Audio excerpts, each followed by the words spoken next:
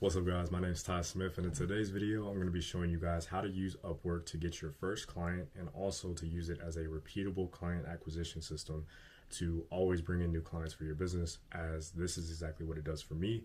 And just to give you guys a little bit of background, I've been on Upwork for the past 3 to 4 years.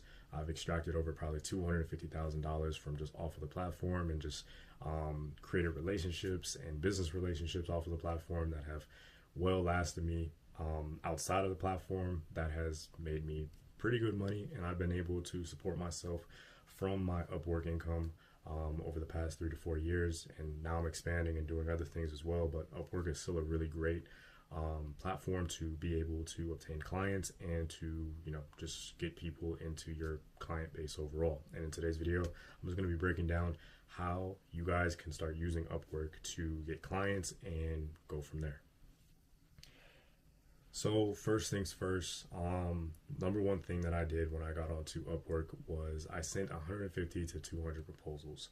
And I guarantee you, if you do the same exact thing, you will also get your first 1 to 2 clients. And this is one of the most important things that you can do when you hop onto the platform. Is one, I'll give you just a quick checklist of other things that you should already have taken care of. Is one, you want to optimize your profile, choose a high ticket skill that you know is a high ticket skill and you can make money from. As is, like, you don't want to end up choosing some sort of oversaturated, skill on the platform that people can consistently undercharge for. I knew that for media buying, no matter what, even if there are people that charge way less than me, that if you want the highest quality possible work and also just good communication, because other people that they may hire for less, they may be overseas, they may not speak as good English and so forth, like, you need to have that in mind, that whatever it is the skill that you're teaching, whatever it is the skill that you are giving to your clients, that you are going to be the best at it. And also,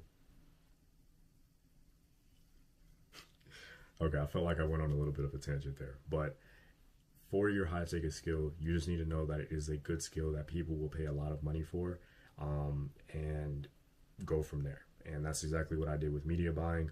6 months before I even hopped onto Upwork, I was just practicing and understanding what media buying and ad management was.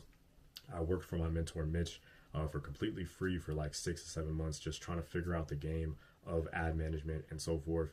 And he taught me everything that I knew. And then also with my own, just going on a bunch of YouTube videos and stuff like that, I learned everything that I could. And then I felt like I was ready to start handling my own clients. So then I hopped onto Upwork, started getting clients and so forth. So first things first, make sure that you choose a high ticket skill that you know that is not going to be overly saturated, as far as, well, not overly saturated, but something that won't be consistently underpriced, because clients are cheap. They will go with the cheaper option, but most of the time that does burn them down the line. So, just choose the skill that you know you can charge a lot of money for. And I will make another video explaining like different high ticket, skills that you can do on Upwork, or services that you can offer on Upwork. But for this video, I'm just going to keep it to the basics. So send out your first 150 to 200 proposals on the platform. Once you've successfully done that, you will manage to get your first 1 to 2, maybe even 3 clients, just depending on how good your proposals are. And once you get those first few clients, your whole goal, it doesn't matter what they're paying you, you shouldn't worry about the pay for your first 1 to 2, 3 clients. The only thing that you should be worrying about is 1, over delivering, and 2, over communicating. Actually, I'll put over communicating first and then over delivering, because you need to understand the mindset of a lot of people that hop on Upwork. A lot of people get burned. A lot of freelancers on the platform have terrible communication. And the number one thing that you can do as a person on Upwork is overly communicate with your clients and then over deliver. So even if your work is not the best, but you overly communicate, people will respect that a lot more and want to continue to work with you, just because you have communication, which is surprisingly rare to a lot of people from what I've heard from my clients. So you want to make sure that you have good communication and you over deliver second. Get those first couple of feedbacks on your profile or reviews on your profile so that you can start showing up in the algorithm more. And then once you've successfully done that with your first 3 clients, during that time, you'll probably be underpricing yourself a little bit just so you can get people in the door. But then after that, you want to, after you've, gotten your first 5, 6 clients under your belt, you want to start increasing your prices. One thing that I realized during my time on Upwork was, as I started to get bigger and as I started to get, higher paying clients, I started to realize, lower paying clients were taking up a lot of my time and energy, because people that pay you less, they end up, nagging you more, asking you more questions, always hitting you up every single day. And that can take away from you focusing on your bigger accounts or your bigger clients. So you want to either cut those clients off completely, or tell them that you're raising your prices, and for them to continue to work with you, you're going to have to pay the higher prices. And if not, we can just both respectfully or mutually end the contract and then move on from there. And that's exactly what I had to do. And I failed to do that at certain times in my business, and it always bites me, because you don't want to end up losing your big clients for your smaller clients that are not paying you as much, which is most important. Next to that, another thing that's important with you sending those 150 proposals, you want to make sure proposals, I would say like the number one thing that got me clients was, it was not me writing the best possible proposal. It was not me having the most skill. It was literally just me being likable, and people wanted to work with me because they liked me. Not because like I was the best possible option, but because people liked me. And that's probably the number one thing that I can say when it comes to, that's why I'm not going to give out like tips on like how to write your proposal or how to structure your proposal or anything like that. It's like, one, just make it casual, get straight to the point, say, hey, if you can find their name, say, hey, Mike, and then address their problem. Say, I see that you need help with this thing. I do this, this, and this. I'll help you with this. Here's my portfolio. Here's my projects that I've worked on, so forth. Here, check out my portfolio. And then when is a good time for you to set up a call? That's literally how simple I keep my proposals now.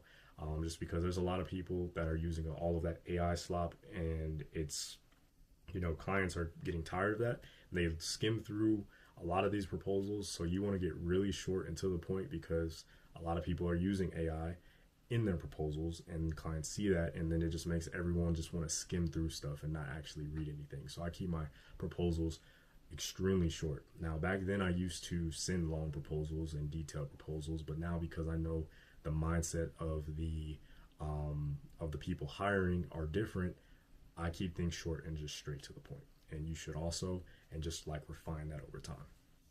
I also used to do Loom videos and stuff like that, but I don't do any of that stuff anymore.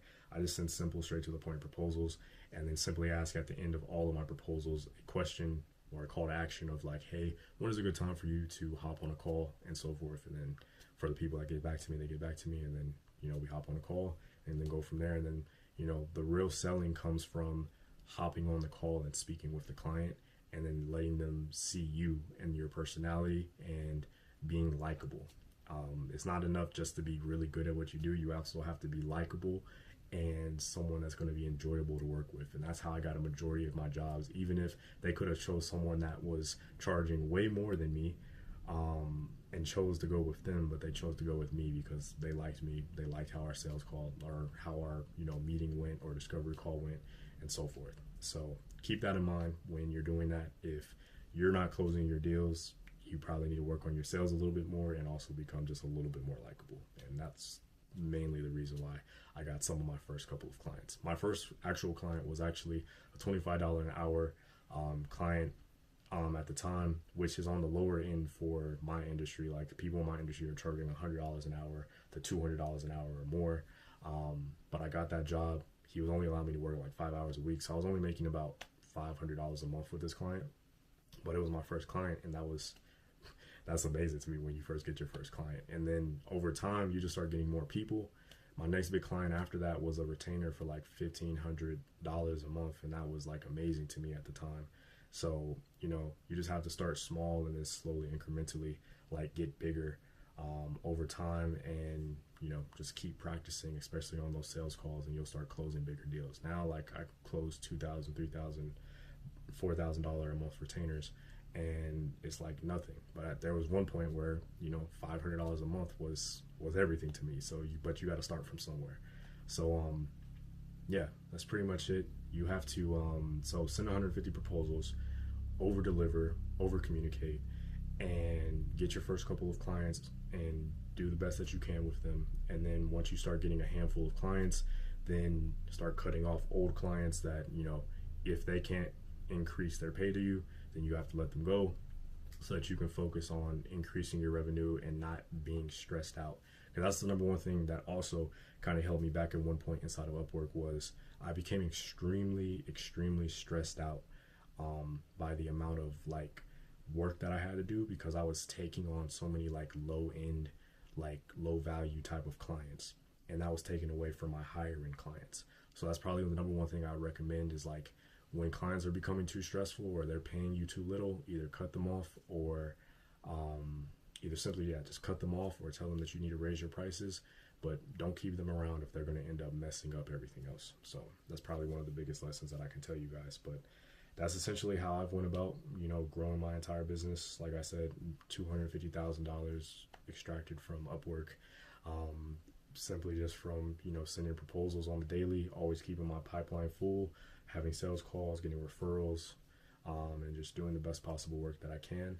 And if you follow that exact game plan that I just gave you, send 150 proposals, over deliver, get your first couple of clients, grow and grow and grow, and just stay consistent at it, you will eventually get to the point where, you know, Upwork is making you a pretty decent income each month for yourself to support yourself. So that is pretty much all for today's video, guys.